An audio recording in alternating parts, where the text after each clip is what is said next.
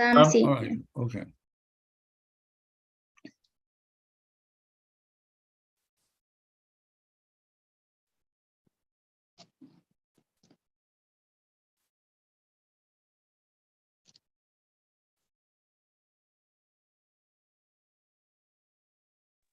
Good evening, everyone, and welcome to the Trade and Economic Development Forum. I am Rebecca Gookool-Bosland, an economist. This evening's session will be focused on an assessment of the economic and financial sustainability of the TNT economy in the wake of issues such as the foreign exchange challenges, natural gas wars, coupled with the renewable energy agenda, crime and citizen security, and immigration. This conversation is being hosted by the Trade and Economic Development Unit, TEDU for short, which is a unit out of the Department of Economics at the UWI. We have been hosting these sessions for several years as a platform for facilitating engagement with key experts as well as the national public on matters of macroeconomic interest. The objectives of these conversations are to create that conversational dynamic in the public space. Before handing over to our panel, I would like to remind everyone to keep their microphones muted during the presentations. At the end of all presentations, you will have the opportunity to unmute your mic and engage the panel directly. You may also use the chat feature in the Zoom chat to post your comments and questions during the presentation. Note that the session is being live streamed on YouTube as well, and this evening's speakers will include Professor Watson, Dr. Hossain, Dr. Malinat, and Dr. Tawari. So Professor Watson, you may go ahead to share your screen and start chatting with us. Thank you very much, Rebecca. I'm happy to be here. I made a fairly lengthy presentation, but I think I have 10 minutes, but I'll go through it in 10 minutes. Are you hearing me? Everybody hearing me? Yes, sounding good. Yeah. All right. Okay, this is the outline. I'll speak first to the international environment, the current economic environment in Trinidad and Tobago, the possible responses and challenges, and a conclusion. And the international environment is very complicated these days, in particular given the war in Ukraine. And we are being influenced more and more by what we always are influenced by what happens internationally, but that is happening even more and more. And in fact, it's a very uncertain period as far as I'm concerned, very uncertain because of the problems that we are facing, some of which I'll mention in a short while. And in many respects, the local and regional economies are being forced to respond to what is happening. I've just listed a few things here that will influence the kinds of policies that the government of Trinidad and Tobago may wish to be looking at. And there are also local considerations, but these are the international considerations. Artificial intelligence is becoming more and more prominent. It's something that I still have to wrap my head around. Climate change, the war, of course, in Ukraine, the increase in food prices, food shortages, etc., etc. You can read some of these things. This is not an exhaustive list at all, and some people may wish to add others to it. It's not in any particular order either. Before I move on further, I will discuss the current state of the Trinidad and Tobago economy, and I will then make some suggestions about the way forward, given in particular the challenges offered by the international environment. Now, I'll slow a little bit. For more than a decade now, in fact, the economy has experienced mainly negative growth. And when it wasn't negative, it was very, very minuscule. And the fact that that's only quite recent in all fairness. One of the main reasons for this is the growing significance of the oil and gas sector, the hydrocarbon sector, which even though still the most important sector in the TT economy, it has been shrinking in size, and in particular, it has been contributing less and less to foreign exchange earnings. which I'm going to identify as the main constraint for the Trinidad and Tobago economy. The reality is that these reserves have been dwindling as no other sector has stepped in to replace the hydrocarbon sector. In fact, people are squabbling over the little that the oil continues to produce, little relatively speaking. In addition, FDI, foreign direct investment, has been drying up, and this is largely related, in my view, to the failing fortunes of the hydrocarbon sector because they attract a lot of the FDI. Foreign exchange is the lifeblood of economies like that of Trinidad and Tobago, and it affects every aspect of our economic well-being and the economic well-being of economies like ours. All the standard indices of economic well-being, growth, inflation, employment, provision of social services are directly and indirectly related to the health of the foreign exchange reserve. There may be growth in the absence of foreign exchange reserve, but it is not sustainable at all, as I think most of us will understand that. It is not sustainable in the absence of a sustained ability of foreign exchange, which I am going to consider a binding constraint to the economic well-being of Trinidad and Tobago. TNT has not diversified away from the hydrocarbon sector, notwithstanding that I have been hearing talk about this since I was in my mother's womb. And the foreign exchange, the hydrocarbon sector is for some time now in decline. And although it remains important, both for what it does to the economy and in particular to the foreign exchange, it is not as it used to be. And in fact, there were recent hikes in the price of oil, and we still have a crunch on the agenda. You know, just following the newspaper this week, apart from the murders that took place, that was dominating the headlines and the concerns raised by the businessmen about not getting foreign exchange and things like that. The FDI is directly and indirectly related to the fortunes of this sector, directly because the hydrocarbon sector attracts a lot of the FDI, and indirectly because the rest of the economy falters, and when the hydrocarbon sector does, and the non-hydrocarbon sectors cease to be attractive to foreign investors in that circumstance. The all-important manufacturing and retail sectors, the largest employers, maybe except for the government itself, and the main net users of foreign exchange. I want us to bear that in mind. Some of them generate foreign exchange, but most of them, if not all of them, are net users of foreign exchange. And they depend, and a lot of them belong to the small and medium enterprises sector, the SME sector.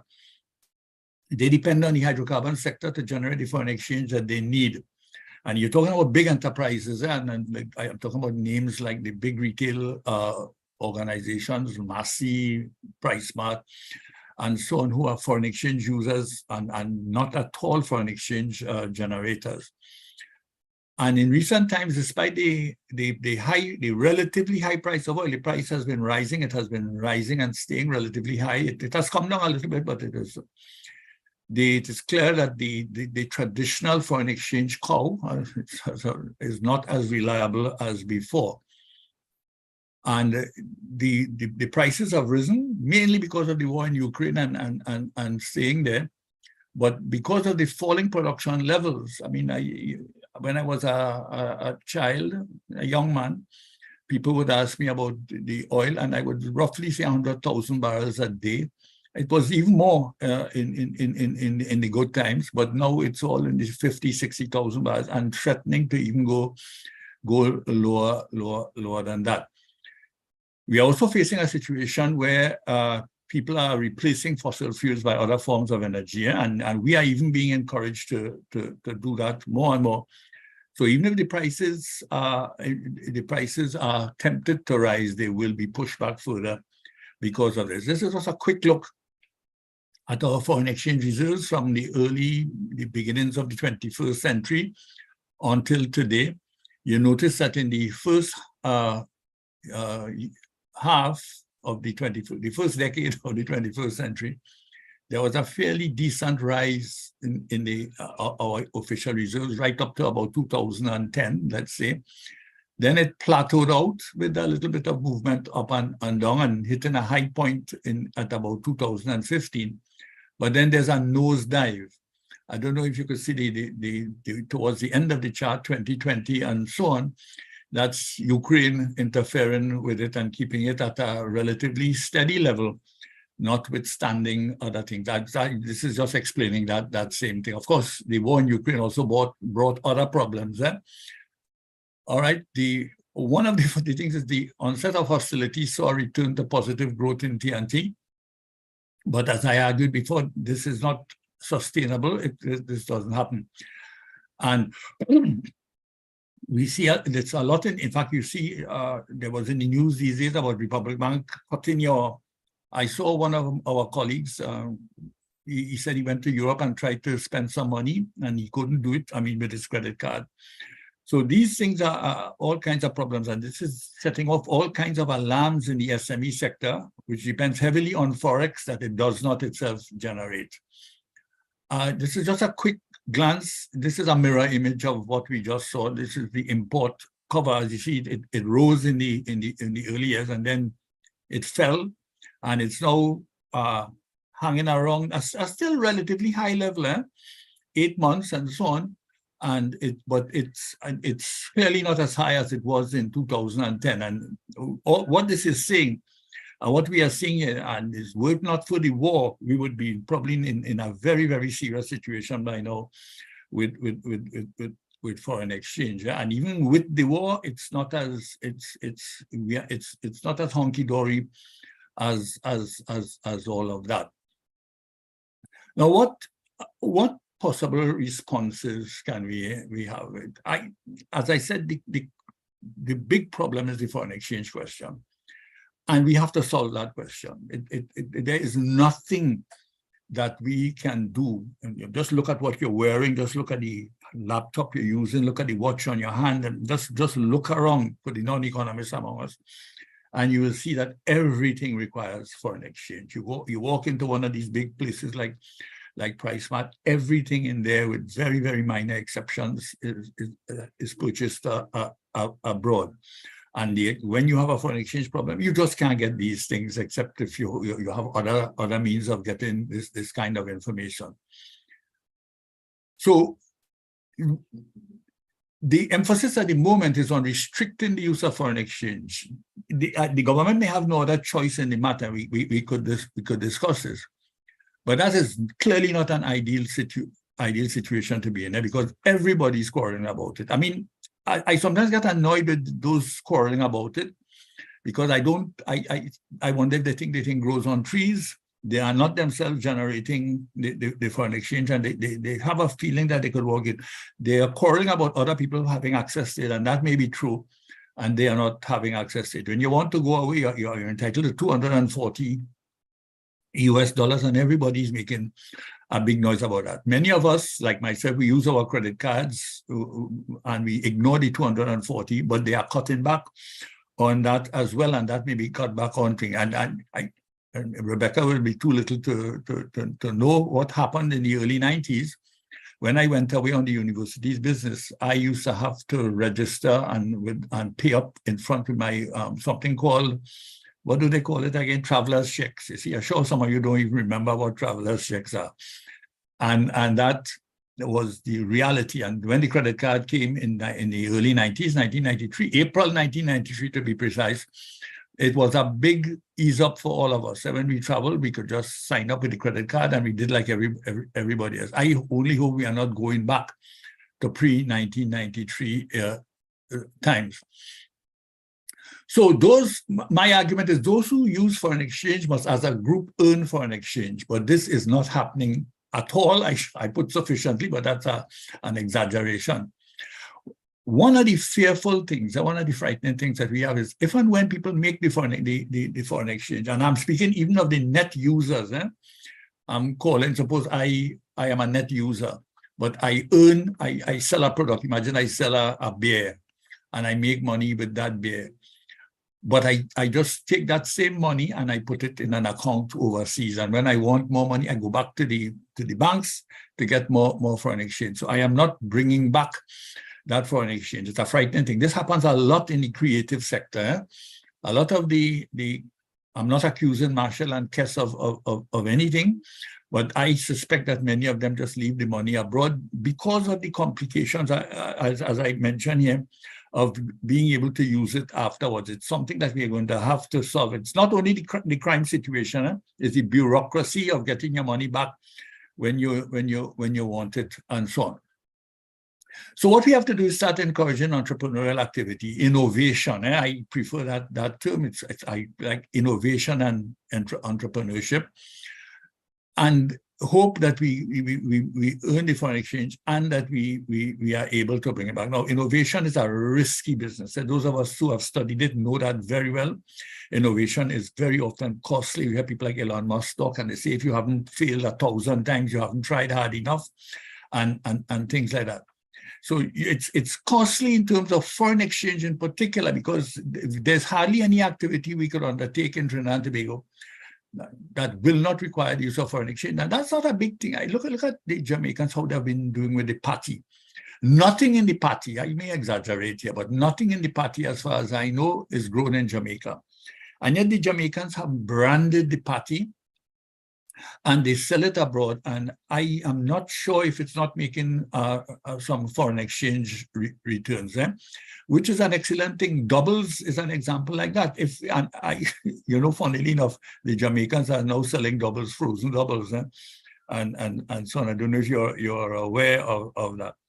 So these are things that we can think about conquering the market and getting. Now, there's a high risk involved in innovative activity, as I point out, but the rewards are high. And one successful effort may compensate for many, many that fail.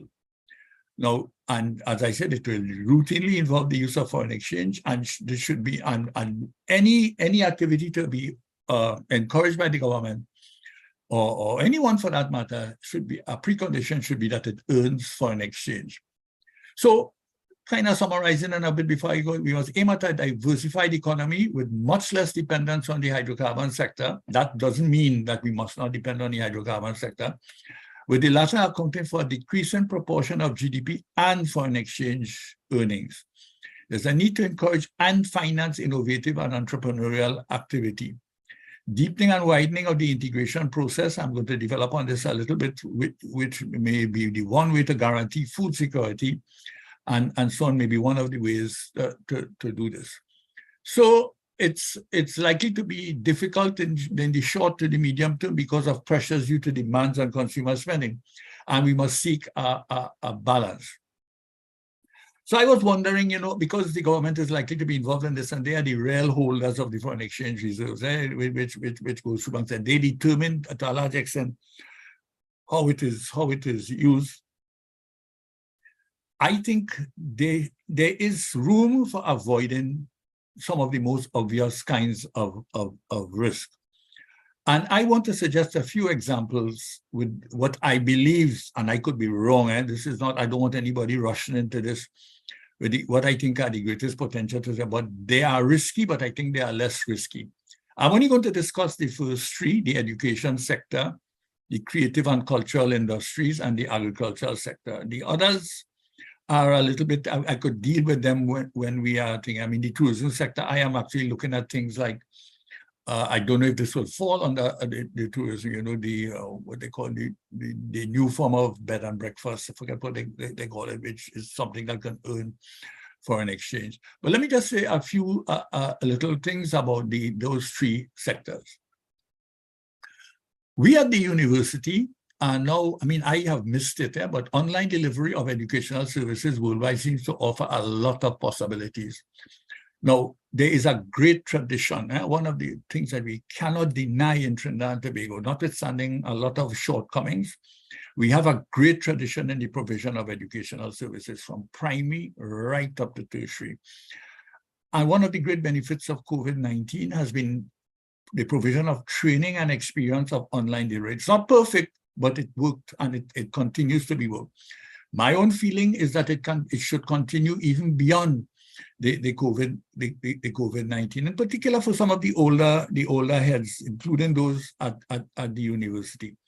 I do believe, and I can respond to this in greater detail during question and answer, that online delivery may now be offered worldwide. And I am speaking even in places like England and so on, with similar syllabuses and so on. The cultural and creative industries, we have had great successes in the past. I grew up in what is considered the golden age of Calypso. And I have heard the Andrews sisters singing Calypso, Nat King Cole singing Calypso, that very handsome fella who acted in Fire Down Below. I can't remember, not as good looking as I am, of course. What's his name? Anyway, he sang some funny songs and some naughty songs as well. So we had people, the Calypso was a genre that people respected and accepted. That has died. But there's no way that other things cannot come. And we have in the Caribbean examples of success, reggae, zouk, and even Trinidad and Tobago. Just recently, you saw Marshall and Kess getting awards internationally, and they are net earners of foreign exchange. I can assure that. I can assure you of that. Andy Narell, who is strictly speaking not Trinidadian, but he and other panists make a lot of money abroad. And the Trinidad and Tobago Carnival has also been quite a success. And it's not that people imitate it elsewhere alone. Our people take part in the carnivals abroad, and they have been doing so with some success. I have no doubt that we can follow up on some of these successes. The trick, of course, in all these things that have individuals involved is to get them to bring that money back home. I'm looking at agriculture, but I am not as we cannot think of agriculture in the traditional way in Trinidad and Tobago. But there is a problem. There's a growing shortage of food. There's a growing, the increased prices. I used to buy aloo potatoes in the market. I used to pay, just the other day I was paying $2 a pound. $6 a pound I pay now. I tell you that is not. And not to mention things like our own ground provisions. The quality is lacking, but we get good ground provision from places like St. Vincent and so on. But you're going to have problems with countries like India holding back on agricultural produce when things get bad. Even Guyana, they could hold back on it. I am suggesting, and I have suggested this a lot of times, and I just not far away, Dr. Rowley was in talks with the president of Guyana, and they were talking about agricultural collaboration and so on. And these places where we may have some of the capital that some of these countries may lack, but they have the land and they have the expertise, and we could work with them in partnerships and so on. I don't believe that Trinidad and Tobago could come anywhere near even whatever may be the simplest definition of food security, but they can do so. But if they do so within a CARICOM context, a CSME context, maybe and even a better one. I can elaborate on that when the questions and answer come. Huh?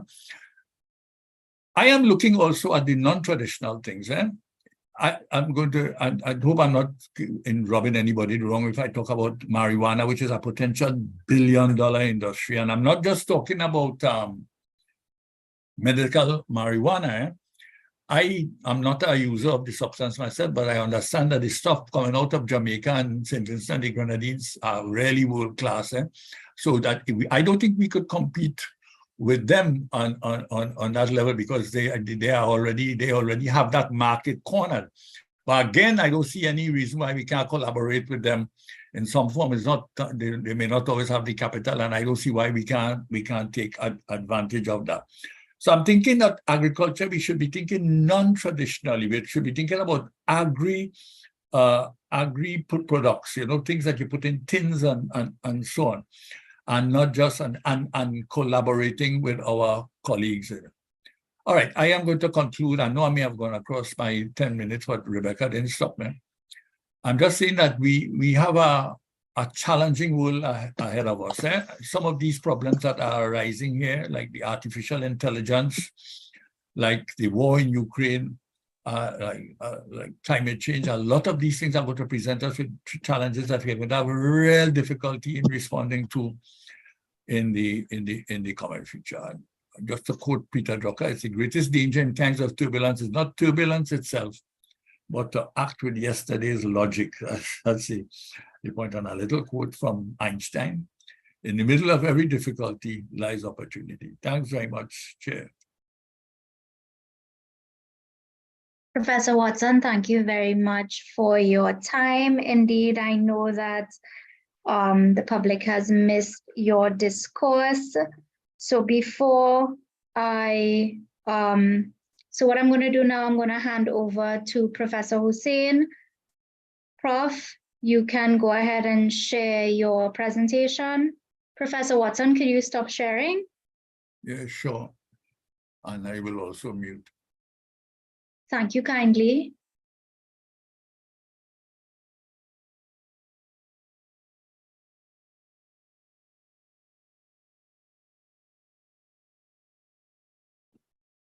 Hello. Professor Hussain, go ahead. Right. You have to unmute. So I would try to take some time off my own.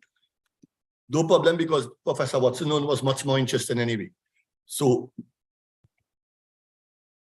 this year, folks, is part of a piece that I'm working on the labor market of Trinidad and Tobago in preparation for wind energy. Quickly, this year, I tried to simulate or superimpose onto our gas production what it would look like with Manatee and without Manatee. And even if I include Jagan, the trend continues in the same style downwards. What really seems to give us a fighting chance is if we were to somehow bring Calypso on stream. But these are rough numbers. The numbers from different places, when I looked at them, are a little elevated or a little below, but this is like the average, and I share them here with you all. So this means that the foreign exchange situation that Professor Watson spoke about is not a short-term measure. It's here to stay with us for a little while, and we have to deal with it. In fact, one of the questions I posed to Professor Watson in the comment section was, is he in disagreement with Republic Bank? I don't think Republic Bank has a choice. If your external debt is about close to 5 billion, just over, and you have a fallen stock of reserves, and people want money because your nominal per capita GDP is rising, then you have a situation. And just remember, the real effective exchange rate is considerably appreciated today as compared to 2010. So this situation requires great surgical intervention. This year is the correlation of the natural gas production with some of our key variables. It's very highly correlated, as Professor Watson said, with net official reserves, with the unemployment rate in the opposite direction, with real GDP, with the labor force participation rate, and so on. And it therefore affects everything we do. When you go for gas in the gas station, the natural gas production affects that. It affects the prices of the grocery. It affects almost everything we do. And you know, if we were to go into wind energy, I looked at an NOL study and the difficulty of getting some type of occupations, and the two most specific type of university degrees you need is really for assembly workers and wind technicians. The others, we could manage with them based upon what we have. Now, this year is what caught my attention from an IDB study in which one of my students is a major player. And here you see the gray hydrogen, which is founded from natural gas. That trend is wrong, I think. I think that has to be a little sharper. But you are seeing in that period from 2023 to about 2042, you are seeing that we are going to have a situation on where it would take a while for our ambitions with green hydrogen to replace the gradually decreasing gray hydrogen. And again, I emphasize gray hydrogen is more linked to natural gas type of related commodities, where green hydrogen is related to hydrogen generated from renewable energy production. These are some of the places that provide training in renewable energy. Now, if we are to make this defining break in our progress as a country, you know, this wind energy project reminds me a bit of when we stopped the flare gas project. When sometime, I believe it was in the 1970s, we had this defining moment in our history where we started to move away from flaring our natural gas to making productive use of it. There's a moment like that. But when you look at the graduates from UE, you would see that they have been declining. You see that the population is going through a transition, and the number of older people are rising, the number of younger people are falling. Our labor force participation rate is quite low when you compare it, for example, to the Bahamas. So the labor market may provide something of an obstacle. If you look at the IDB data on immigration, you would see for Trinidad and Tobago, it's about 79%. I think that number is wrong. I spoke to the IDB today and I told them it's closer to 39%, if so high. This is the amount of jobs that the experimental 5 gigawatt would generate, which we hope to bring on stream by 2035. It's manageable. I focus on operation and maintenance because the other type of skills, there's a high, I looked at the transferability index between offshore oil and gas and offshore wind, and it's very high for the other sectors, so we are not too worried there. We also have a block of workers that has emerged as unemployed in terms of being employed in the energy sector, and they are somewhere about, some of them may have migrated, no doubt, but we have some workers there that we could call upon. And we have quite a chunk of workers with university education that we see sailing about, that we see in the economy. We also have, if you look at the population structure of the Venezuelan immigrants and the population structure of Trinidad and Tobago nationals, the middle part of the population, there is a solid amount of Venezuelans here. And, you know, this is not the forum for that, but the impact of this one-factor boom on the Trinidad and Tobago economy has not been properly managed, in my view. And we see the Venezuelans working a lot in places that use foreign exchange. And when they finish work, then they take their income and they go to PriceSmart and Massey Store and whatnot, and they buy goods that also use foreign exchange. So something that policymakers would have to keep an eye on. When we look at new enrollments, we see that the numbers are also going down. That's something to keep an eye on. Although we have the opportunity to draw on labor from within CARICOM that could potentially help if we were to go the direction of wind energy. I mean, Jamaica has this Wickton wind farm that does some training on wind energy as well. And you also have Curaçao, where there was a wind farm project. I looked at, we would need funding for this. And I looked at the involvement of Shell in different parts of the world on wind energy, and also BP in different parts of the world on wind energy. And so we could possibly lobby and work with these giant players to see how they could fund and how they could support the formation of this wind energy project in Trinidad and Tobago. I am constructing something like an action plan right now to see what we could do in terms of making the labor market more prepared for wind energy, and we are on that trajectory. I am on that trajectory right now. I thought of designing an energy challenge project similar to what they have in the Netherlands to get children more involved, because unless we could generate this green hydrogen to go into our downstream petrochemical sector and so on, we would be in an even tighter squeeze for foreign exchange going down the road. And remember, the more gray hydrogen you divert is the more that is available for LNG. So you win on both counts. And through the execution of this project, if it comes on stream, we would be able to have a fighting chance in the game and give the Trinidad and Tobago economy a much more sustainable medium-term outlook. And so I hope, Chair, I was able to squeeze a few minutes back into the game, and I will stop here. Thank you very much. Thank you very much, Professor Hussein, for that presentation that followed very nicely from the conversation started by Professor Watson. At this time, I would like to invite Dr. Atz to share her screen with us. Dr. Atz, you may proceed and the floor is yours. Thanks, Rebecca. Good evening, everyone. The usual. Here we go. The usual question since COVID-19. Can you see my screen?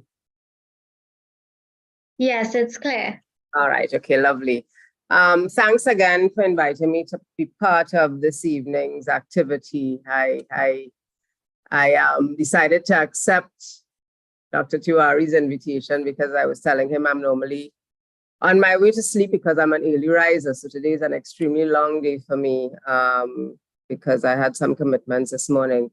But I think the conversation is interesting because, as the title of my slide says, Trinidad and Tobago is at an inflection point. And one of the reasons that I wanted the flow in terms of the presentations is because I kind of suspected what Prof. Watson and Prof. Hussein would present. And I felt that my contribution would kind of dovetail nicely with the conversation. So the title of my presentation, flowing from the theme of the TEDU seminar this evening, is Trinidad and Tobago's inflection point. We are at a space where things need to be done differently. It cannot be business as usual. And if we're talking in this seminar this evening about an assessment of economic and financial viability and sustainability, I want to focus on the aspect of sustainability because I think Prof. Watson will appreciate plus ça change, plus c'est la même chose. We have to do things differently. We have to find a way to reset Trinidad and Tobago in a way. So while there was the economic overview, the financial viability, I want to zone in a little bit on the issues around sustainability. And I'm putting up this infographic, this schematic here, which essentially pulls together some of what PK has mentioned already and Roger as well in their presentation. For a long time, we've had negative growth. We've PK underscored, Prof. Watson underscored the solid, the role of the energy sector to underpin and to undergird everything that is happening in Trinidad and Tobago. But I wanted to essentially use this schematic to talk about a couple of things. What we've done with our revenues, our rents from the energy sector, we, the people, the governments that we've had in place, is that we've used a significant chunk of them for transfers and subsidies. In fiscal 2021, 53.6% of government's total expenditure went to transfers and subsidies. And then, of course, you can further disaggregate that in terms of transfers and subsidies to households and then to state enterprises, et cetera, et cetera, et cetera.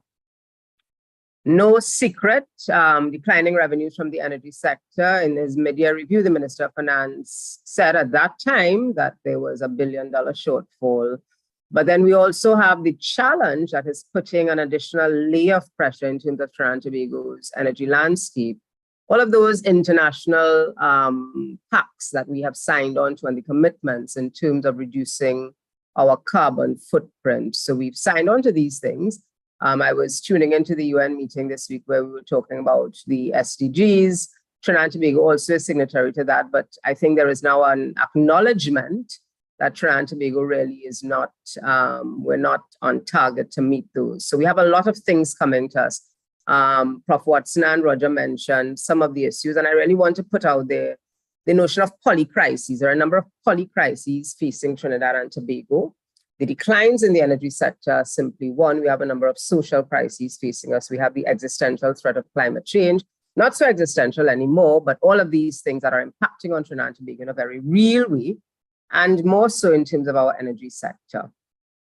The bottom left quadrant, foreign exchange, a hot topic this week, but really most of the foreign exchange that we have in Trinidad and Tobago comes from the energy sector. So if we accept that there has been a decline in the energy sector and the revenues that are accruing, then really what is happening now in terms of the measures that are that are being put in place, and people are anticipating more measures are going to be announced in budget for fiscal 2024, then really this should not be a surprise. We've not been earning foreign exchange, but our demand, our appetite for foreign exchange has gone unchecked and unabated.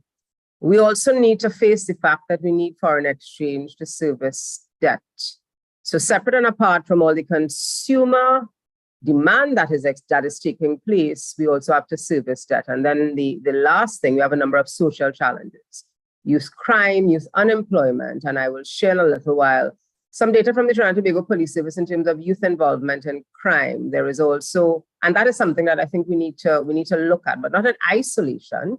And I'm going to come a little while later on in the presentation to talk about how I think that we need to pull all of these disparate issues. We need to pull them together in what I am suggesting is the opportunity for us to have a whole of government approach to how we address some of the issues, as opposed to the traditional siloed approach to dealing with issues in Trinidad and Tobago. There is also inside of our youth population, the COVID-19 education deficit and other inequalities that surfaced, that became evident, I should say, during the pandemic, but I think their legacy is going to haunt us in Trinidad and Tobago for many years to come.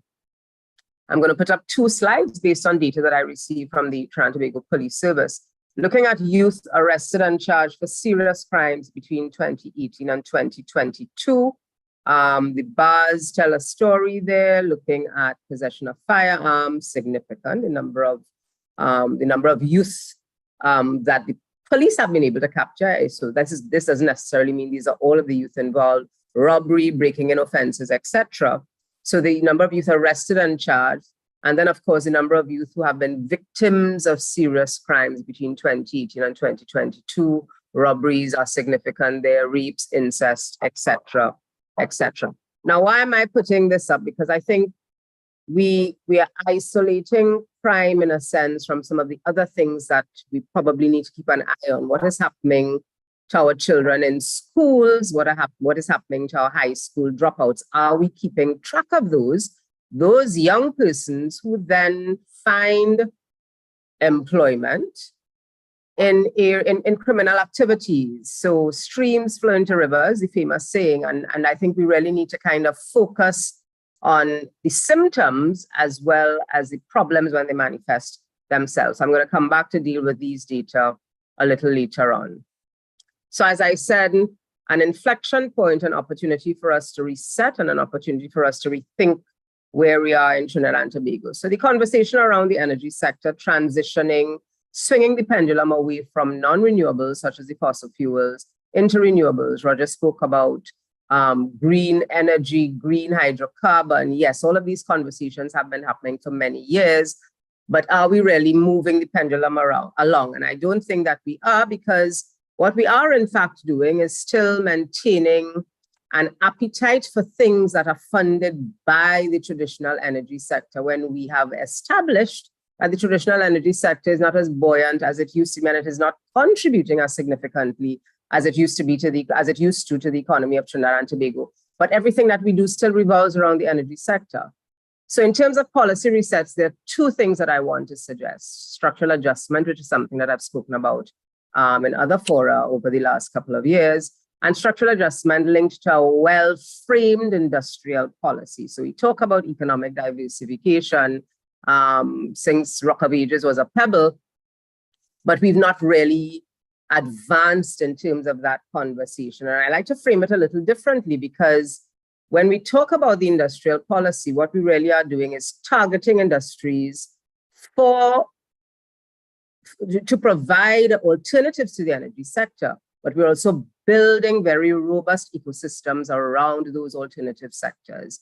So whether it's our fiscal policy, whether it's our institutional frameworks, as the case might be, to ensure that these things are not reliant on old, failing institutions that we know exist in many species in Trinidad and Tobago. And then the second policy reset that I want to suggest is really a whole of government approach. It is very clear, basic economics, that we're faced with scarce resources. And what we need to do now is to find a way to make those scarce resources more efficient in terms of how we use them, to maximize the return to the population of Trinidad and Tobago in terms of how we use those scarce resources. And one of the things that I think we can contemplate, it probably will not happen anytime soon, because it requires significant shifts in the way in which we do business, is a whole of government approach. And I will elaborate on that a little bit as well. So on the question of structural adjustment, we continue to depend heavily on the energy sector, and that is unsustainable. So we've had conversations around food security, food insecurity. The food that we consume is on the basis of what we can import, and the basis on what we can import is on the basis of revenues that we earn from the energy sector. So ergo, it stands to reason, if we're not earning from the energy sector, then we need to reset in terms of our food security. And I think both Professor Watson and Professor Hossain mentioned the conversations that have been had with Guyana. I think Trinidad and Tobago is probably one of the few CARICOM countries that is going to be significantly challenged in terms of food security. St. Vincent and the Grenadines, the OECS countries, they have traditional and continue to have traditional supplies of provisions. We used to import from them. Guyana, of course, has significant amounts of lands. They are very much keen on agriculture. So food security is not too much of a challenge for them. But us in Trinidad and Tobago, our food has been heavily dependent on our ability to import based on revenues that we earn from the energy sector. So given that our energy sector is not as robust as it used to be, and we're not earning the rents, it means that we need to do things differently. Certainly in our food security and our agriculture sector. Industrial policy, when I talk about industrial policy, I'm really referring to very concerted actions by the government, actions and strategies to promote and influence the development of specific industries within the country. Prof. Watson mentioned some, Roger mentioned the renewable energy as well.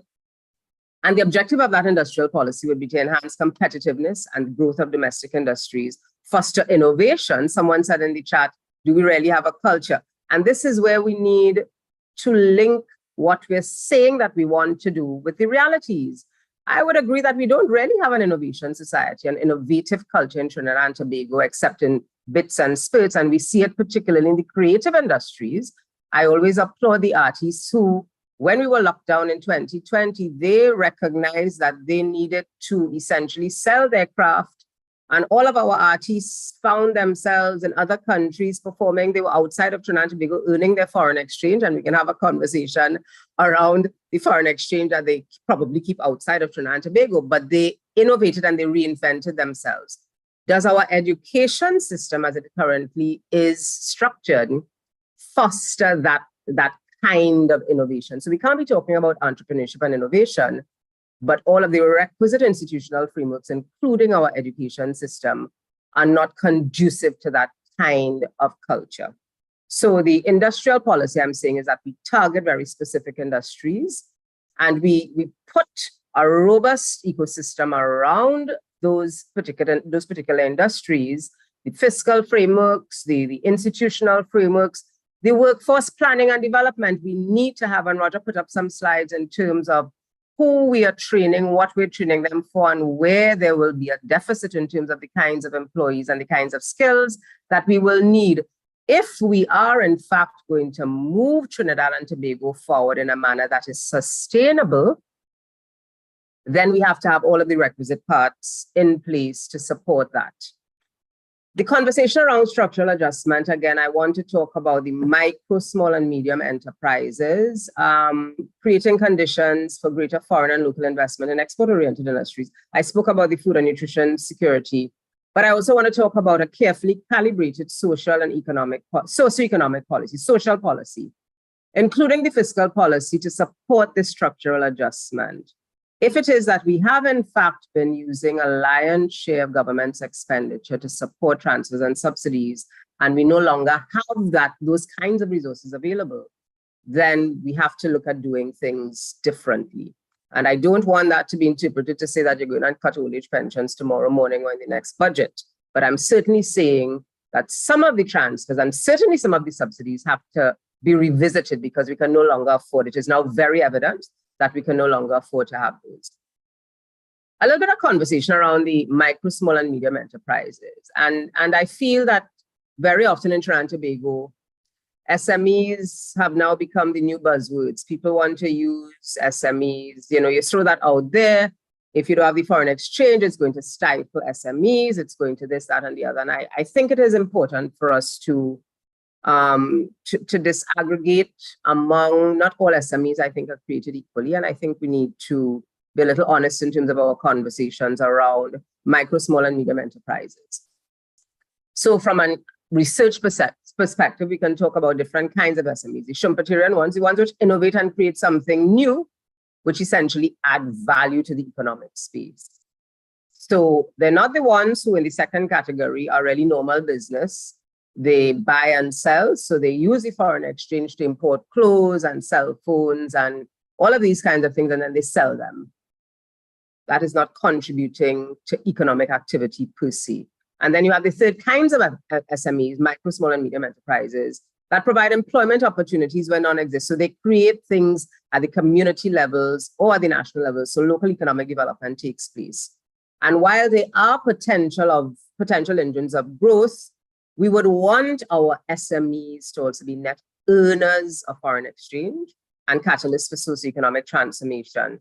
Once there is a clear and targeted industrial policy and an enabling environment, including finance to support these micro, small, and medium enterprises. So when the announcement was made by Republic Bank about the cutting back of the US quota, I know a couple of micro entrepreneurs who, because of COVID-19, some of them decided to come out of the corporate environment and open their own businesses, and they employ persons because of the nature of their business. So they create things. Some of them are food, food entrepreneurs. So they provide lunches. They employ women. I know one in particular. She employs 15 women. She provides daily lunches. She provides specialty goods, etc., etc.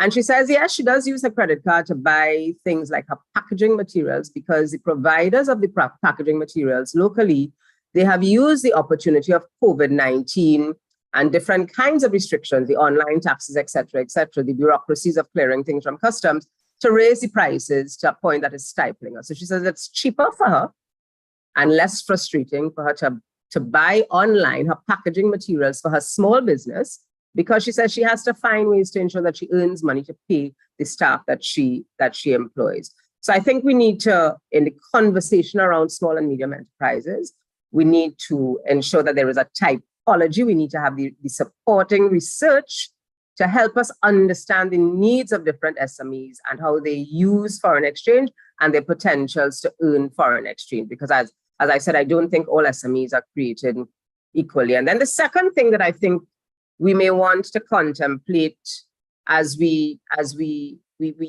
confront this inflection point that we find ourselves in Trinidad and Tobago is a whole of government approach. It's a system of governance that is practiced in Singapore, in the United Kingdom, in Canada, in Japan, in Australia, and in other countries to greater or lesser degrees.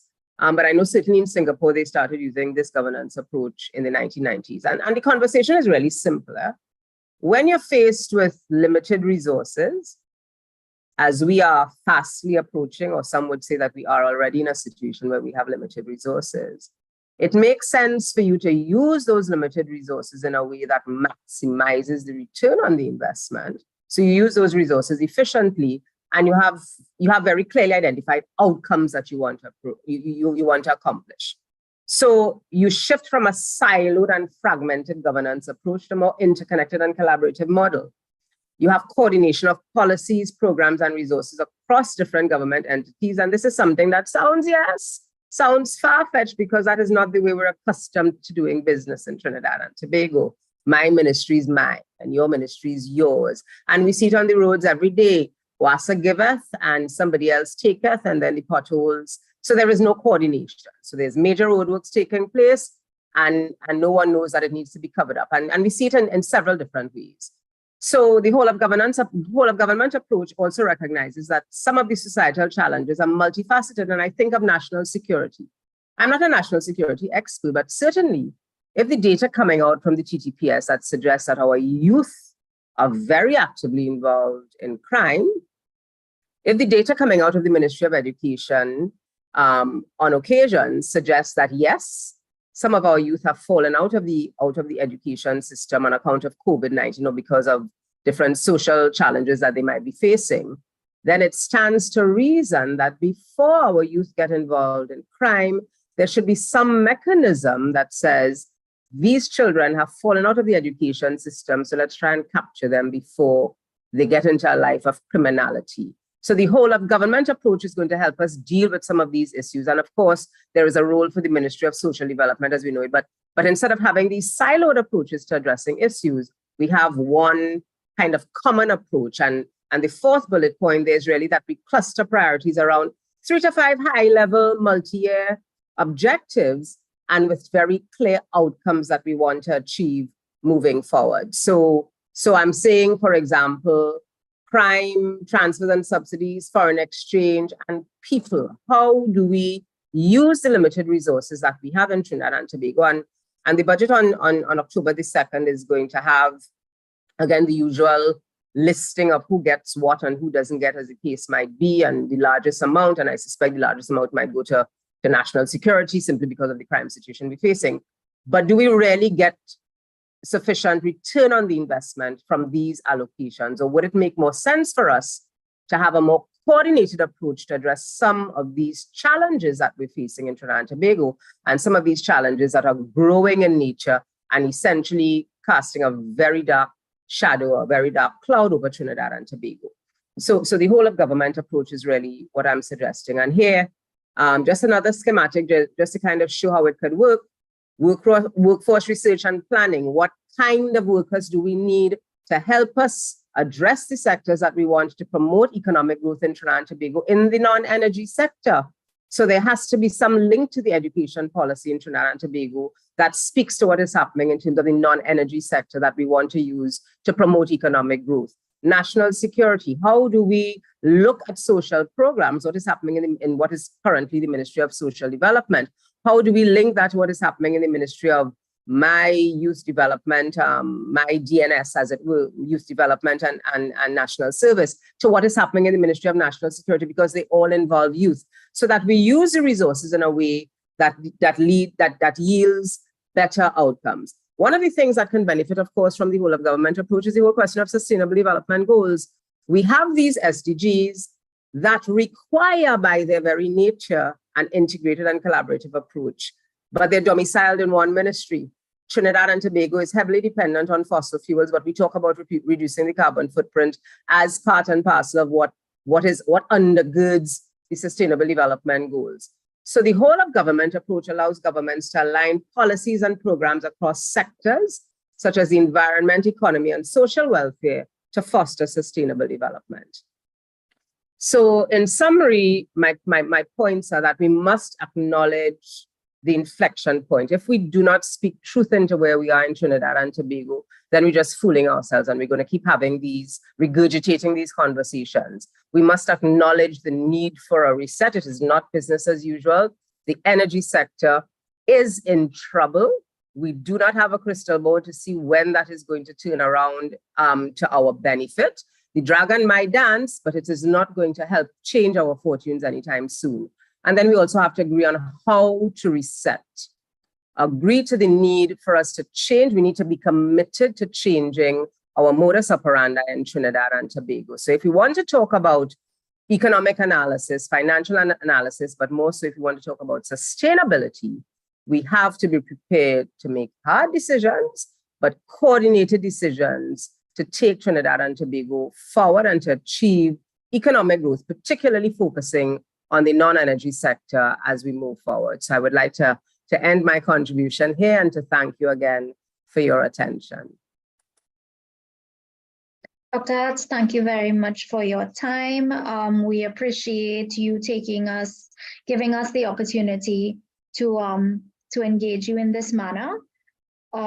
So ladies and gentlemen, I want to encourage you to use the chat feature. I see that there is a lively ongoing conversation. I want to also encourage our panelists to engage with the audience via the chat.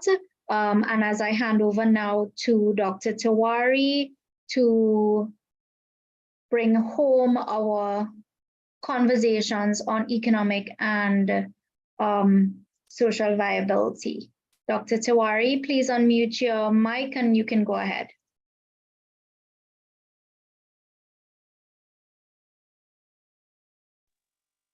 Are you hearing me there? We are hearing you, yes. Okay, good evening, everybody, and thank you all for joining. My colleagues who have presented presenting and have presented. I must say I really enjoyed the presentations. If I can take something as I start from Professor Watson, he talked about not agriculture in the traditional way and the absolute need for entrepreneurship and innovation being necessary now. And of course, he framed that within the context of what's happening in energy and so on, and the Forex crisis. Roger Hussein talked about manatee and dragon and green energy and the space between now, 2023, and 2024 and 2042. And he showed how we have a very, very serious problem and a timeline that was difficult to fill with the gap created by energy. And he talked about how we might do that as we go into cleaner energy and away from fossil fuel. And my colleague, Marlene Atz, talked about the inflection point that we are now there. And she talked about doing things differently and doing a kind of reset, both psychologically and economically. And I must say they were very thrilling conversations and presentations that really kind of complemented each other. I will proceed now to talk a little bit about what I think that some of the key issues that we cannot avoid are, and secondly, how we might solve some of those challenges. Now, when we think of the most competitive countries in the world, whether it is the US, China, Singapore, Estonia, Denmark, or Finland, we automatically assume that one of the factors, at least one of them, contributing to the success is human resource development, what we call people development, or what the economists call human capital development, or what other economists call intellectual capital development. Even if we acknowledge that technology is a factor and that knowledge or research and application are factors, we know that human beings and their intellectual capital make technology deliver, create knowledge, they actually do research, and they make application of knowledge possible. People do that. When we look at unsuccessful countries, whether it is Somalia, Yemen, Congo, Syria, Venezuela, Nigeria, Afghanistan, it is, of course, because of political turmoil and fragmentation. All of that is true. But the consequence of this turmoil and the fragmentation is that talent leaves. Available talent are not harnessed and deployed. Corrupt systems and ineffective structures make it impossible for talent to contribute and for intellectual capital and skills to contribute constructively to national development. So that on one side, you have a human gain, and the other side, you have a human loss. Human resources and the intellectual capital and skills capital that go with it are the most vital elements in a country's development. They contribute skills and productivity, which are essential for economic growth. You cannot have economic growth without that. You could have all the tractors in the world, all the cement in the world, everything. You need those skills, productivity, and talent. Secondly, a well-educated and trained workforce can increase productivity, drive innovation, attract investments, and be leveraged for the development of new industries and higher technologies. And I will talk about that a little bit as a solution. Thirdly, educated people are vital for entrepreneurship and innovation. You just can't walk in the street and be innovative. You might be, as we have been with the steel ban, as we have been in the creation of pan, as we've been involved in music, but that is rare. For today's technological world, you need the education that supports the entrepreneurship and innovation that make for the creation of new things and for fostering a culture of creativity and problem solving, which are crucial for economic development. And also, how is a country to develop science, technology, engineering, and medicine, and the research and applications associated with these without educated people, without an educated pool, and without a system that allows these educated people to function and triumph and contribute. And finally, social development and global competitiveness and the quality of governance and public administration all depend on quality human resources. You can tell it here. You have 3 presentations by 3 very able people, distinguished in their fields, and they are making commentaries on past, present, and future. And you need people in your society to give that kind of assessment and guidance so that it can contribute to the conversation and to democracy. Now, 2 general principles are largely agreed by experts about what I am talking about, which is the intellectual capital factor. First of all, a country's commitment to human capital development and the ability to harness the potential for human capital are key factors in determining its level of development. And secondly, if a country really wants to leverage its human resources, it needs to focus on education, vocational training, healthcare, and social support systems, among other things, and invest in these to make them effective. I want to conclude at this point in our history that Trinidad and Tobago is not doing a good job with its available human capital, not in terms of development, not in terms of absorption and harnessing, not in terms of strategic deployment. Indeed, our country, Trinidad and Tobago, is in a serious, is in fact a serious case of human resource wastage and loss. So this evening, I want to deal with 4 areas of human resource wastage and loss. And I also want to propose an integrated set of policy actions to solve these 4 problems and other problems that are connected, because solving these problems will contribute to growth and development. And I take a cue from Marlene's position that you really need a integrated, holistic, whole of government kind of approach. Now, I will go quickly through the problems. I don't want to be long in this presentation. The first one is the failure of the secondary school system.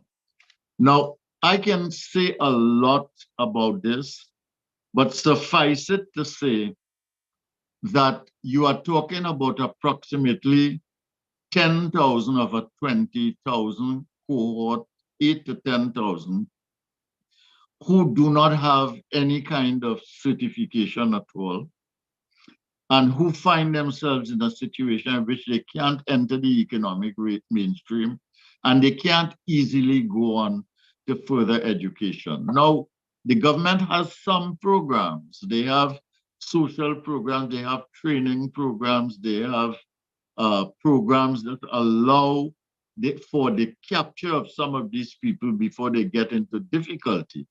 But they do not have enough, let's say, to deal with 80 to 100,000 people coming out of the system over the last 10 years, which would really talk about a pool from the age 16 to 26. And they do not have a comprehensive plan that will take care of the next 80 to 100,000 people who will come out of the system for the next 10 years and basically deal with what are essentially your 16-year-olds now as they grow older, and really take into account children in the school system who are 5 years old now. And I think when you put it that way, you begin to see what a crisis this thing can be if we do not manage this thing properly.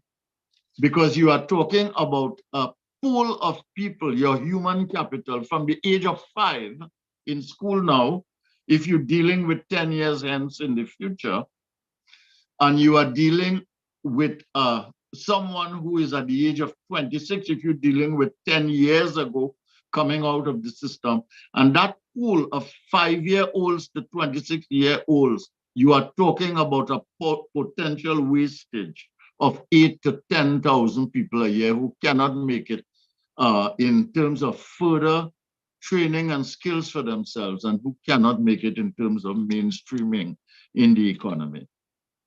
So that is one issue that I want to flag. The second problem that we have, and I want to say that nothing can happen just so. You have to make a strategic intervention to deal with that.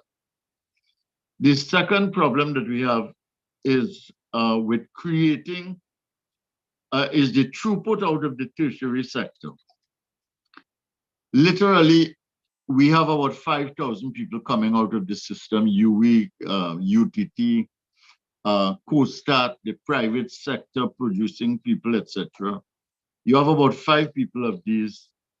These people are largely unemployed, underemployed, or basically employed in jobs in which they feel they are not adequately compensated. They can't think about family, they can't buy a home, etc. So these are real problems for them. And this is your real talent pool. They are your tertiary sector educated, some of them with master's degrees.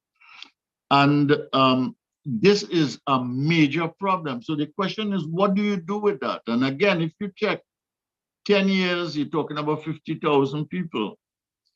10 years forward, you're talking about another 50,000 people. There's 100,000 people, choice human capital, that you do not have properly engaged and deployed. So we also have a crisis in the current labor market. Roger Hussein, Professor Hussein, talks about this all the time, and he talked about it tonight. Now, most countries that are doing fairly well have a participation rate of 60% or better. Ours is about 54%. And more than that, we say that our unemployment rate is 5%. It's hard, that hardly can be correct, but those are the official numbers that we have. And the ILO says that the labor force participation rate is a measure of the proportion of a country's working age population that engages actively in the labor market, not only by working, but actively looking for work. So when you look at the pool of people actively looking for work and actually working out of the labor pool, you find that it's only 50, you have just over 50% participation. You know, so two things there. If your 5% unemployment could not be correct in my view. And the second thing is that you have a labor crisis. You have a serious problem of human capital management in your society. And the fourth problem, Roger focuses on this, which is the Venezuelans.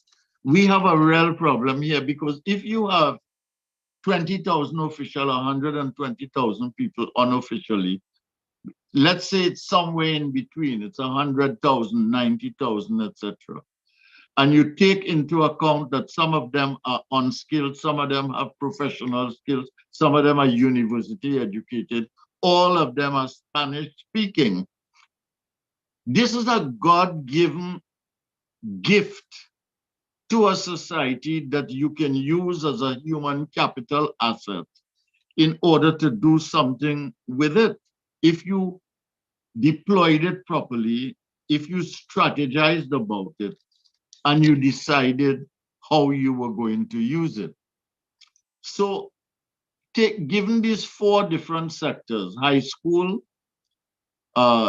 tertiary educated, the crisis in the labor market, and the Venezuelan immigrants. I mean, do we have some value that we can create given this crisis that we have created with our human resources? So I would suggest that we do a serious agricultural production strategy that can boost production, reduce imports, save foreign exchange, boost employment, strengthen self-help and entrepreneurship in agriculture, and increase the supply side for agro-processing and for exports.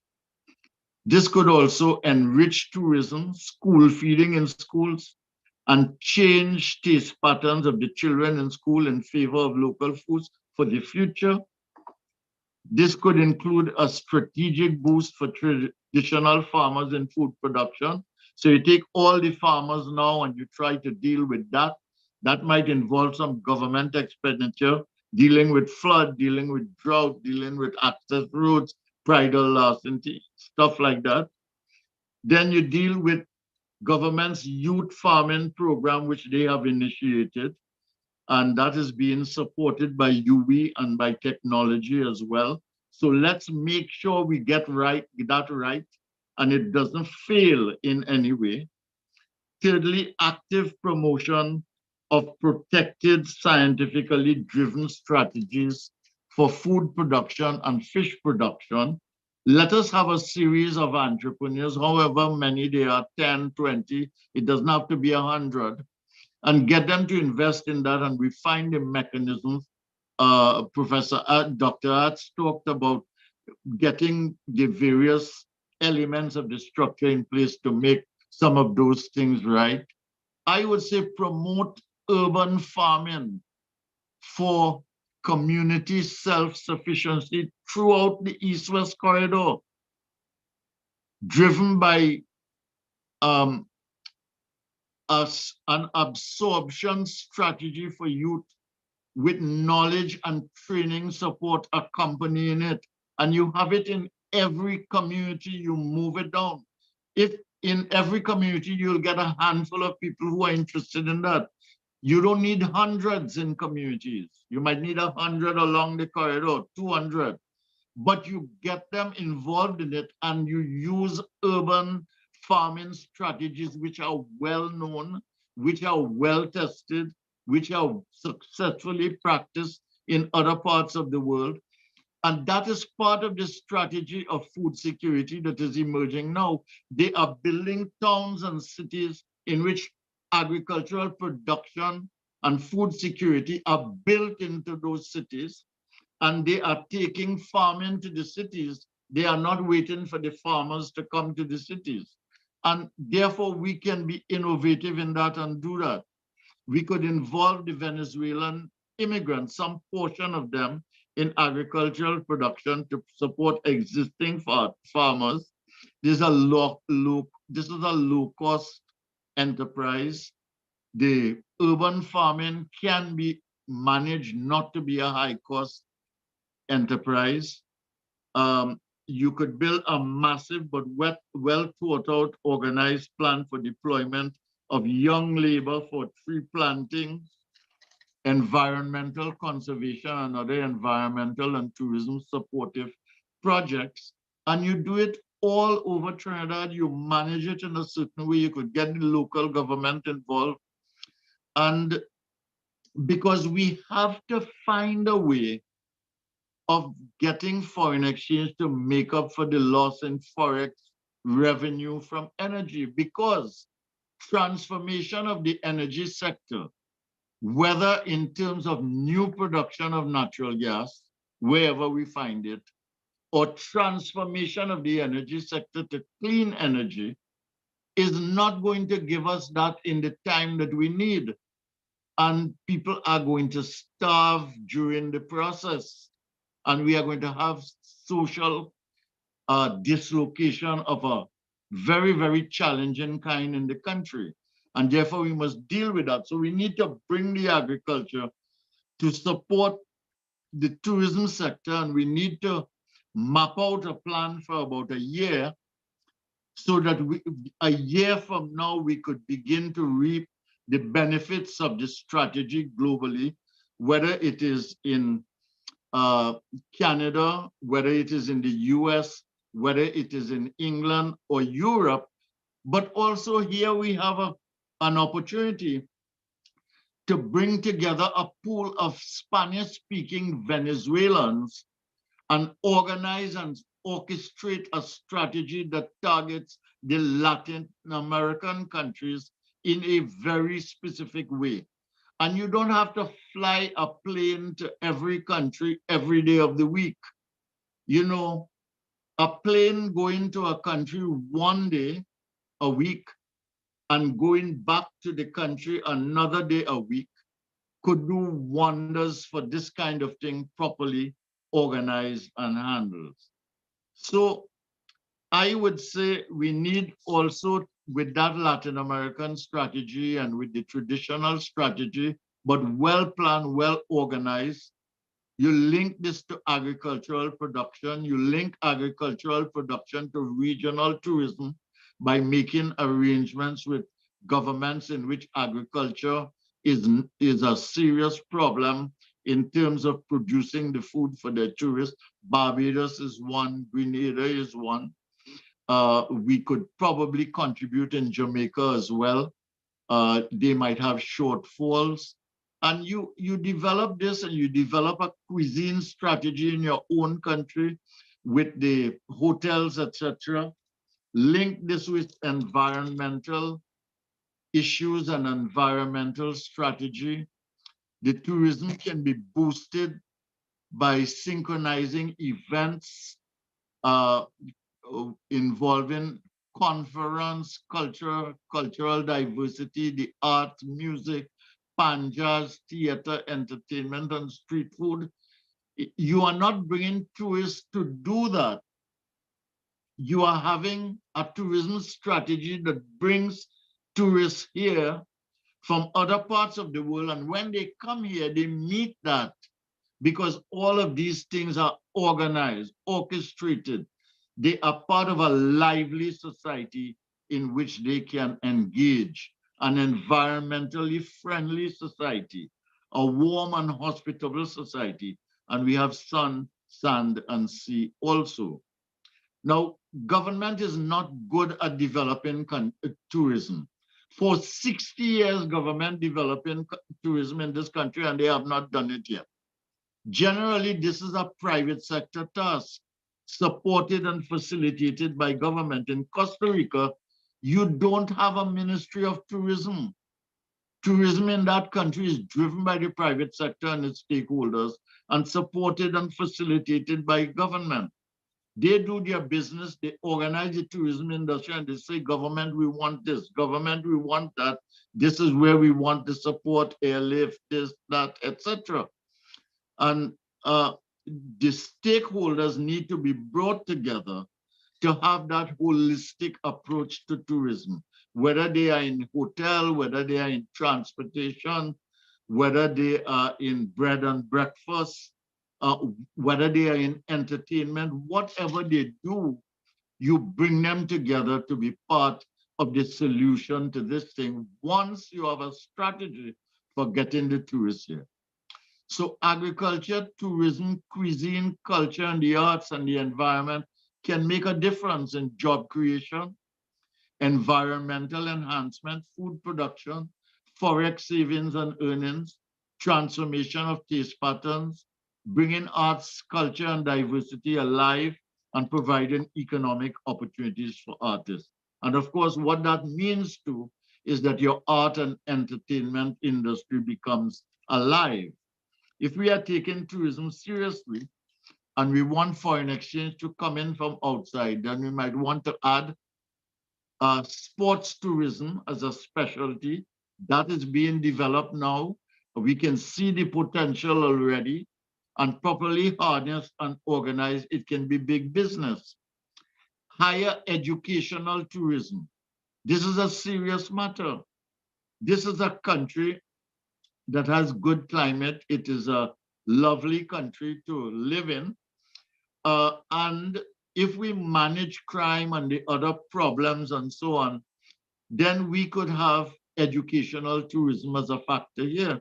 And that could include medical tourism and medical students tourism, monetizing the relatively new Hoover facility with the University of the West Indies. Offshore education currently contributes 25% to GDP, of the GDP to Grenada's education. And Ross in Dominica used to contribute 40% before they were challenged by the pandemic, of the GDP I'm talking about. So we can talk about these kinds of opportunities and issues. And I want to close by what I'm making there is a link between agriculture, different types of agriculture, different types of human resource, diversity of geographical areas, diversity of systems of use in agriculture, and how we can make a difference, but linking that to tourism, linking it to tourism, to entertainment, linking it to the environment, and linking it to a number of things that can bring people to work in the system in a constructive way. But I want to close on our output of tertiary graduates as a human capital asset base. The most important thing is that tertiary graduates can learn. It is not what they know or what they get their degree in. All right? They can learn. And Lin Soo Kim wrote a book about Korea a long time ago in which he said that education is important, but it is not sufficient without tertiary level graduates and research to make a difference in development. So that graduate asset base needs to be leveraged not only for diversified investment, but for moving up the value chain in technology-driven manufacturing, data analytics, robotics, Internet of Things, augmented reality, nanotechnology, 3D printing, biometrics, AI, and so on. And don't think that I'm talking pie in the sky here. We have a robotics company in Trinidad and Tobago tied to robot making companies in Europe and North America. They employ about 40 graduates, bachelor's degree, master's degree, all from Trinidad and Tobago, graduating from universities around the world and University of the West Indies. And they are overworked because they are in big business. They are supplying, they are doing all the software for these things. And this can grow. I've talked to the CEO and he tells me that the potential for this is immense. Now, TT manufacturing has to link with the global value chain, or else it is not going to prosper. And we must connect to the global industries developing in the world, or else we will not be able to retain our talent, give them the quality of life that they need, or keep up with the rest of the world. And we don't have energy to fall back on anymore. We do not have it. We can create a new energy sector. It will take time. It will take some doing. We will have to respond to what is happening in the global system. And we have to find a way to create our future if we want one by our own efforts on the one hand and with the rest of the world on the other. The post-pandemic withdrawal from China and the emphasis on self-sufficiency and the building of neighborhood connectivity in industry has created an opportunity for us in nearshoring. And we can do this with Chinese partnerships because they have a problem, with other partnerships. It could be American, Latin American, or anything. Or we can do it on our own because we have some big firms here and we have some firms that can become big if the climate for doing business here is right. And in some desirable and successful combination, we cannot do only, we can be able to do not just agriculture, fishing, tourism, entertainment, environment, dealing with climate change, adaptation and mitigation, etc., and having them integrated in a holistic manner. But we can also move up the value chain into the new technologically driven industries that are emerging, because the basic ingredient for that we do have. You don't need any infrastructure for that. What you need is a human capital pool. You need an intellectual capital pool capable of learning. And in this little country, we could be building big cutting edge business in partnerships with other countries, with other companies across the world. I thank you for listening to me in this presentation. Hi, Dr. Tawari. Thank you very much. And I know that our audience will appreciate how you've brought together some of the key themes discussed by our previous speakers. Ladies and gentlemen, it is 8:30, but I do not want us to leave tonight without the opportunity to engage our speakers. I will allow one round of questions. I would like you to raise your hand in the chat feature if you have any of the burning questions, and we can take a round of about 3 questions targeted to any one of the experts that we have engaged this afternoon. So I noted that Evan had his hand up. Evan, you can unmute and ask your question. Yes, good evening to everyone on the panel. I heard Dr. Watson mention marijuana as a possible agricultural area. Now, in 2022, Trinidad and Tobago would have passed the Cannabis Control Act, where they would like to set up a Cannabis Control Commission and give out import-export licenses, start to have growers and all these things. It's supposed to run through the Ministry of Planning and Development. I haven't seen anything done so far, but the act is there, it's online, it's available. And I wanted to point out one thing. Jamaica has reported that they cannot meet their own local demand in cannabis.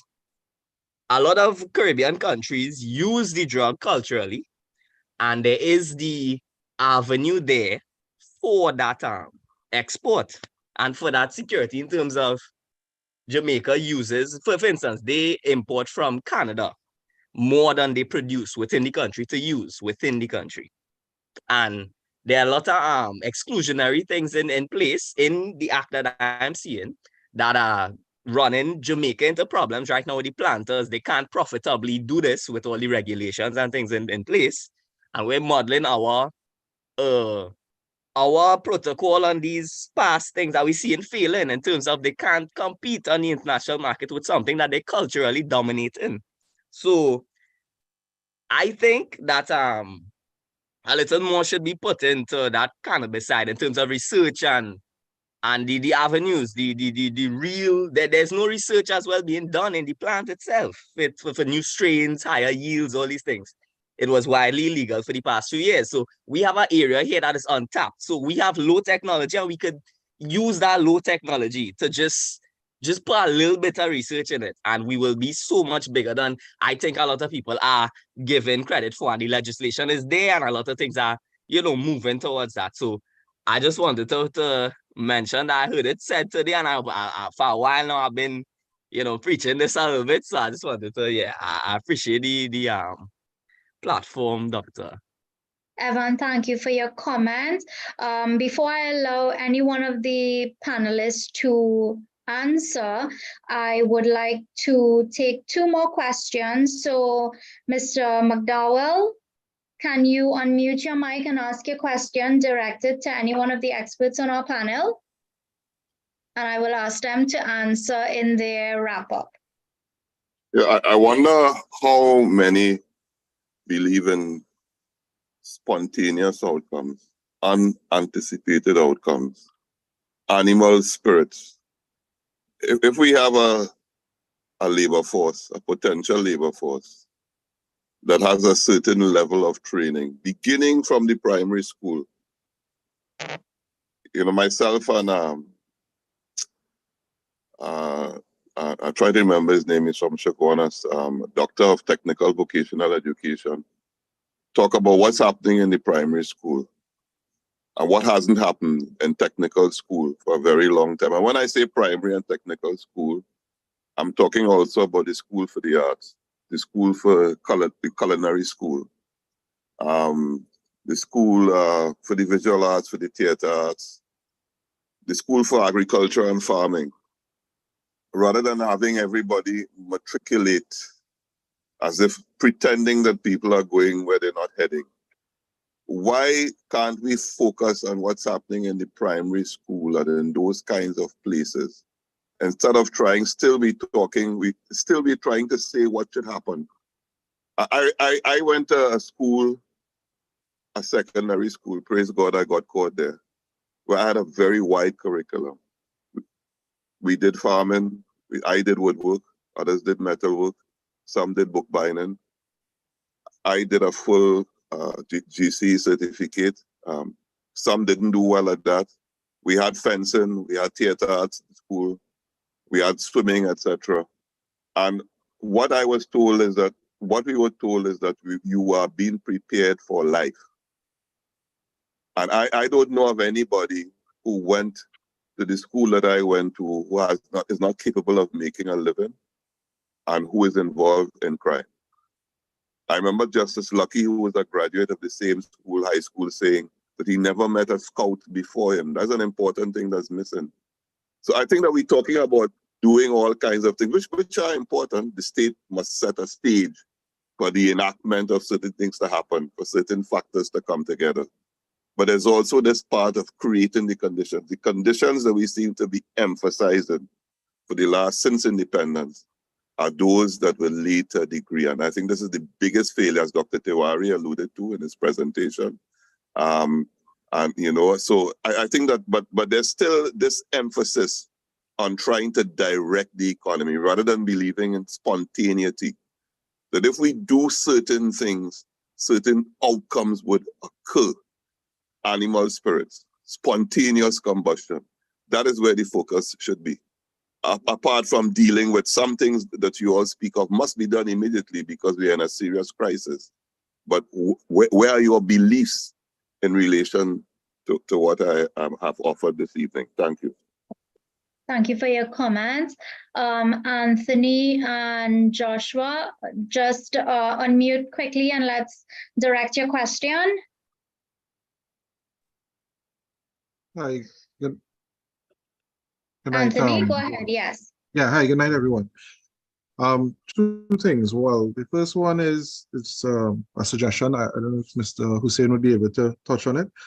If we allow, in order for a fairer distribution of USD in the society, if we allow companies that trade in USD and do business in USD, like the oil companies, so normally they'll sell their oil for USD. If they would pay their employees in USD, and then the employees now can then trickle it down into the society, SMEs can sell their products both in USD and TT dollars. And then you would have a distribution of USD throughout the society through people who are being paid. We also have a lot of companies that are using local talent from outside through the internet services, and if these individuals are then paid in USD as well, and then they can now bring it into the society, so we can have a better distribution amongst the SMEs. That is one suggestion. And the other one was with Ms. Artez. She would have mentioned high crime with youths. Me being a part of the Faisal Chamber of Commerce, one of the things that we have embarked on is we had adopted the police youth club in our community, And in doing so, it's all we do to them for them is add value to them. We show up, we do some small courses with them. When we have fun events, we allow them to come and to do fundraisers and so on in our events. And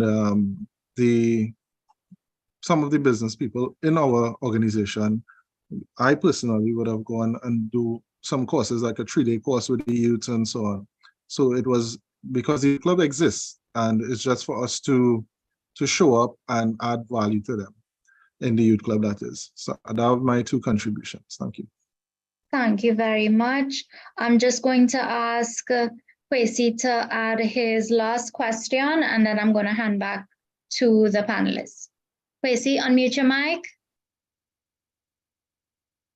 Kwesi? Okay, it seems as though perhaps that was an error. So what I'm going to invite... Oh, yeah. Hello? Kwesi, hi? Yes, yes. Go ahead and Yeah, ask your thank you. question. All right, just quickly. What I ask, considering how closely tied we are to the US economy, added to or compounded by the challenges we are facing with the foreign exchange, I would like to hear comments from the panelists in terms of what do they see in terms of the impact of the recently formed BRICS organization on the Trinidad and Tobago economy, where what we could anticipate could be a weakening of the US dollar in the face of the formation of BRICS. Thank you, Kwesi. So panelists, I'm going to allow you to respond to each of the comments and or questions in the following order as we begin to wrap up for this afternoon. So Dr. Tawari, I'd let you take your questions and or comments first, then Professor Watson, and finally Professor Hossain can do the responses to questions and or comments. Dr. Tawari, go ahead. Okay. I don't know how you want me to respond, but I'll try to be quick. On the marijuana question, I really agree with Professor Watson that that is a product we should look seriously at dealing with in a productive and creative and profitable way. I think we would miss an opportunity if we do not do that. And I think it can be done. And if you had a situation where smoking marijuana were not a crime, I don't think the negative effect would outweigh the value it could bring in a number of areas, including how it would also impact, depending on how you structured it, on the tourism industry. The second thing is the spontaneity issue, creativity and spontaneity, and the combustion that comes with that. I do, in fact, believe in that. I really believe that you can't really structure everything. I mean, I did my high school at Queen's Royal College, and in a lot of the education was like that. You had structured education, but you had very informal opportunities for engagement, and they tried to prepare you for life, and I think that's valuable. But I think that, I mean, when I went to school, or maybe when you went to school, it might have been later than me. I think the present situation, if you look at what, you can almost pick out the schools in which there's a crisis. And I think you need to do this thing school by school. I also agree with you. You can't give everybody a university degree, and not everybody is cut out for academic education. So you need to find very, reasonable formulae for address. And I think the whole education system, I'll be quite frank with you, primary, secondary, has to be rethought. I think University of the West Indies also, and all the entire tertiary sector needs to be rethought. The world, we talk about the world transforming, but we did not talk about how education should respond to that.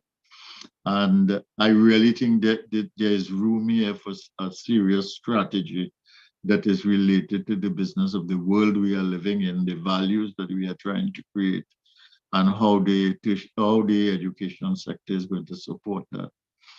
And let's see, I can't remember the other thing. I'll just leave it for that. For that, I can't remember the other questions, so I didn't take note of them. Yeah. Professor Watson? Yes, thanks very much for the questions. We started the marijuana. I am not an expert on the marijuana industry. I don't know it at all. I just know that it presents an opportunity that we should take advantage of. I am unaware and cannot refute what you said about whether Jamaica is unable to provide for its own market. My understanding is Jamaica is a net exporter of this stuff, and it's widely used, certainly in the diaspora and in England and elsewhere. I also know that St. Vincent is a fairly large exporter. To the extent that there is a gap and we can intervene, and I will support the issue of research so that we can come up to the standards of the production of what they do elsewhere, and we can export. And I am not distinguishing between medicinal and leisure use. let me call it that way. Recreational. Yeah, recreational. The fact is that there is legislation passed. It's like, but like a lot of legislation, like the one for the pepper spray and so on, a lot of these things don't get activated very, very quickly.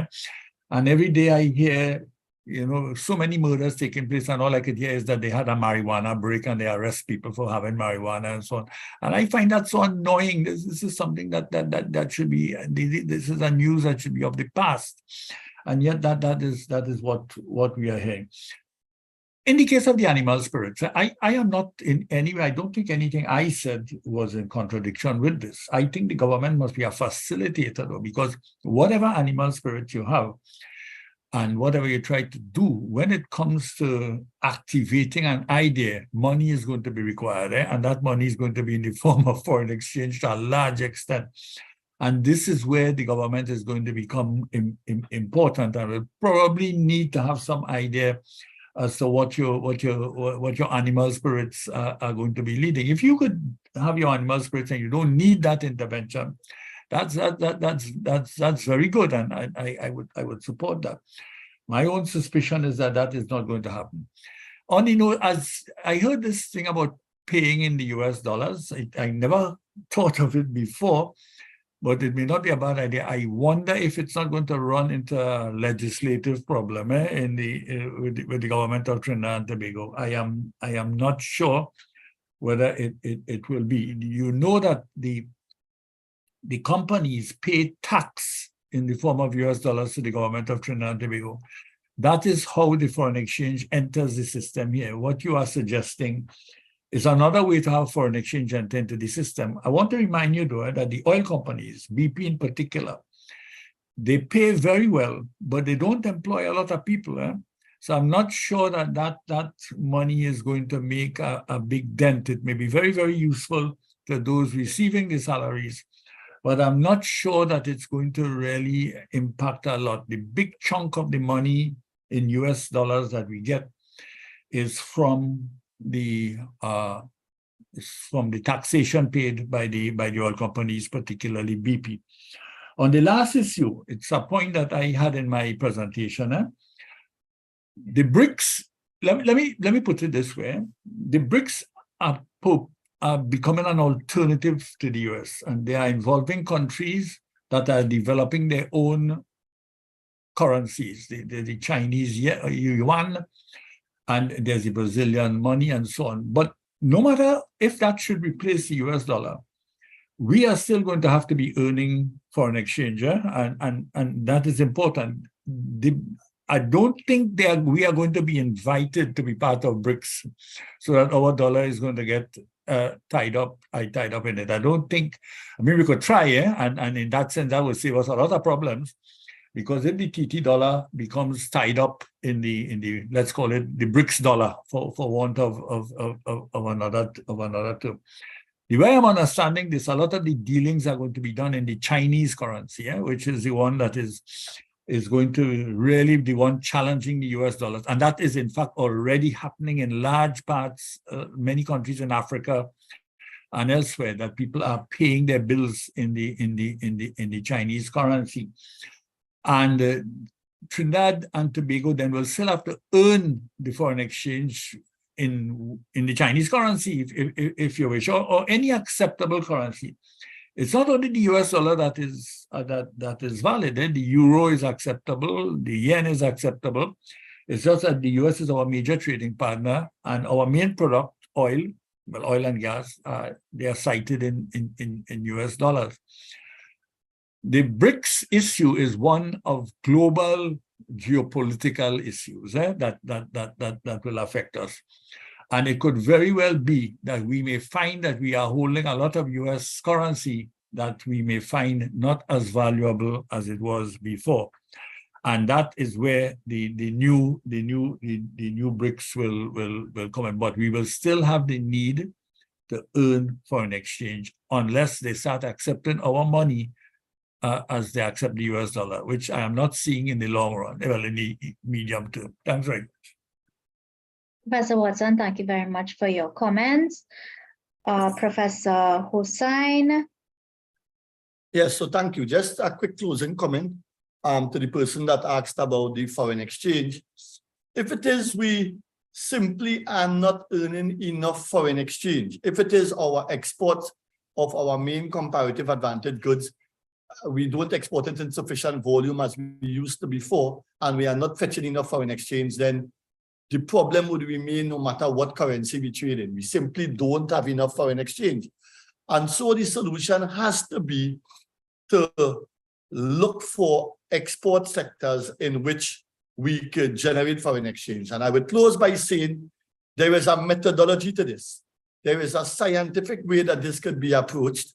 One of the things we can do is we could look for what are our missed opportunities and what are our declining sectors. In terms of the missed opportunities, we need to look which sectors within the missed opportunities we have comparative advantage in. And we put that in the public domain.